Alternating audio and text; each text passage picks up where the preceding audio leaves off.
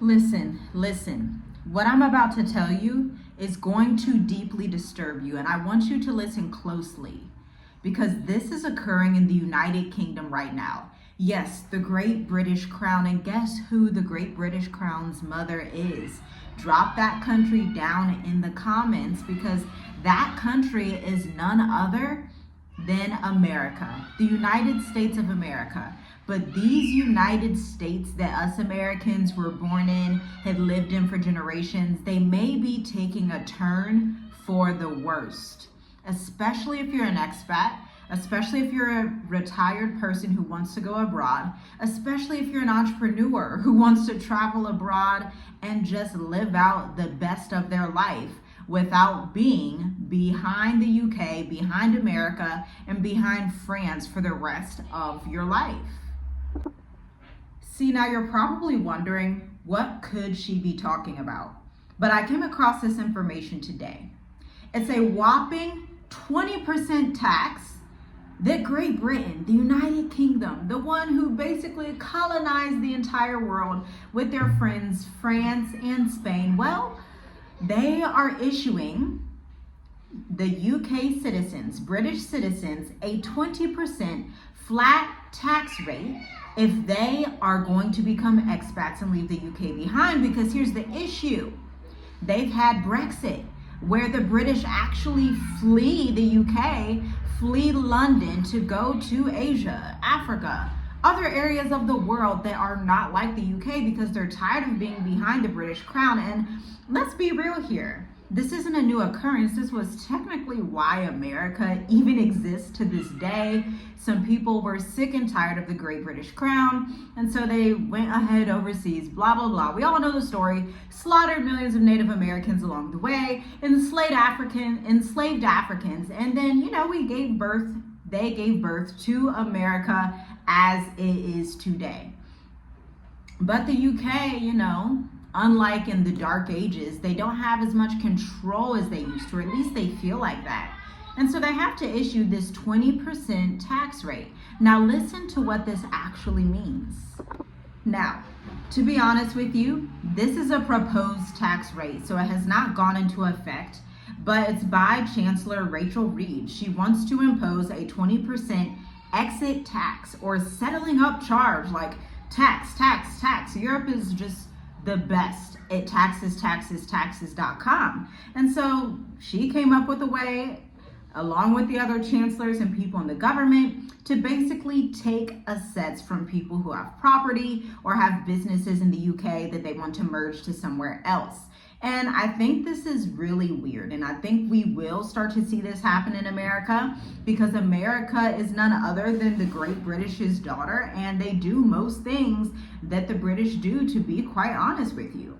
So I think it's really weird if America comes out and begins to say, hey, we're going to start doing an expat tax as well. This is why you need to hone in on your plan and flee America while you actually can. Because let's be real.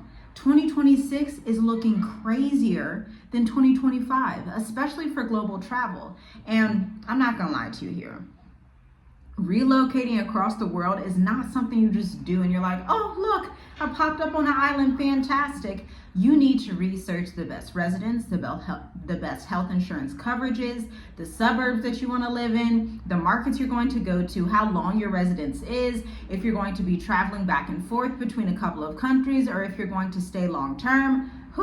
All of that can get really exhausting. And that's quite frankly why we have the Mature Adult Intensive. But somebody already signed up for our session that happens literally in like 2 weeks. And so I am sorry about that. If you're tuning in late and you haven't been seeing these videos, you may want to go to www.journeywithusmoveToAfrica.com/services to see if you can pick up the last few slots, because 2026 is basically going to be the year of ultimate control of those who are left in Western civilization. Meanwhile, business travel for 2026 is projected to be 12% higher than 2025 for fewer routes. Remember, in the US, we had the government shutdown, which they are focusing on remedying right now, but technically it's not a permanent solution. By January 20th of 2026, they're going to face another shutdown. So it's basically just like a pause on the shutdown. Let's take a break. Let's actually pay people. Although, America isn't like the fan of paying people. It is the place that enslaved, after all, millions and millions of people, along with South America. But we're like, hey, let's go ahead and pay them. They're going to be mad if we don't give them food stamps. If we don't pay them, it's going to be a problem. Let's put this on pause real quick and pay them while all these flight cancellations are still happening. I mean, truly, if you are someone that has been looking at leaving America, leaving the UK, leaving Canada, I even saw a video earlier today where people from New Zealand are also fleeing New Zealand for the global south. I was like, wow, so this is happening everywhere. So many times as Americans, we're focused on just our part of the world. We don't look at what's happening in Australia, in New Zealand, in Korea, in China, in the UK, in France, in Spain. And guess what? While people are moving into digital nomad countries like Spain, like Italy, people are also moving out of New Zealand, of the UK, of America. These once big time heroes of the globe who just did everything under the British crown. Now people are looking at them like, I don't even want to be here, and they are actually British descendants. But the really weird thing about all of this is that the travel grid has become so centralized that a single glitch can lock down the entire grid and send your flight plans into utter chaos, racking you up thousands and thousands in charges if you are not planning your travels correctly. I mean, my husband always says this. He's like, hey, when we got out in 2020, it was a much different world. It was the pandemic, and it was actually easier to travel in that lockdown than it is right now with all these crazy, flight canceled, flight back on, flights crashing. Like, they're making everyone believe that they cannot leave America when they absolutely can with diligent planning. Now, we didn't even get to when the AI systems get totally infiltrated into the government, where the AI is literally talking you through your digital IDs, your plane routes, getting on track to catch your flight, offboarding from your flight. They're going to be super tracking everything with these digital IDs. And again, the British digital ID is actually already rolling out there. I believe they're the first country to functionally roll out a digital ID. Now, I used to think, okay, what is a digital ID? How is it separate than the social security number that you would have in America that you get at birth? Like, what's the difference? Well, in Britain, this digital ID is tied to every piece of property, every crypto account, every bank account, everything that you have and do, that is all found in this one number. And if you think we're too far off from this technology, just look at LexisNexis. It kind of functions as like the old technology, the old way of doing things, where you could look up someone's name, find out where they lived, find out what's going on with them. They do this a lot in finance and in banking, especially in fraud analyst departments. And so they'll just go through, hop on LexisNexis, type in your name, and pull up so much information about you, your previous address, who you could be related to. But now, what if it actually sees your bank account, your checking account balance, your savings account, whether you pay your taxes, what countries you've been to, where you could possibly be thinking of going to next, based on an AI algorithm that is now omnipresent and knows it all about the world? Sound familiar? They're obviously trying to mock what the creator of the heavens and earth is in the likeness just by himself. We're created in his likeness, but he was just always existing, always omnipresent, always all-knowing everything that's happening. And we shouldn't think that it's a coincidence that AI tries to function in that same way, although it is failing as of right now. I want you to do a couple of things today, right now. I want you to audit your visas and residence. Look for the countries that are still developing countries, that are neutral ground. There are too many wars and rumors of wars, even within Africa. Look for the most neutral places that you can find with lenient policies. These usually tend to be islands, to be quite honest with you, because they're so dependent on tourism that the islands are usually much more favorable than obviously a UK, America, France. They're a little more lenient because they depend so much on that tourism, right? Then you're going to want to research the ETIAS and biometric entry programs that are in your region. These are mostly within the European Union. It could hit some Asian countries. It has not made its way to Africa quite yet, but a few top countries where it will make its way first are going to be Egypt, South Africa, Nigeria, and Kenya.